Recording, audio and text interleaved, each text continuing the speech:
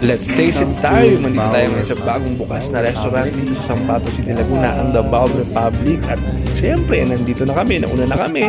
Ayan, unang order namin ang cranberry juice, ang Mexican roll tacos, ang chicken skin, and fresh potato fries. Of course, ang aking in-order na Indian buttered chicken. Ayan, sulit ang presyo. Kaya abot kaya ng bulsa ninyo. Ayan, ito ang kanilang Mexican chimichanga. Grabe, sarap nito. Tikman nito. Ayan, lasap na lasap ko yung Mexican roll tacos. Kaya guys, mga taga San Pablo, besties, bumisita na kayo dito sa The Bowl Republic at mag-enjoy kayo sa mga bagong menu.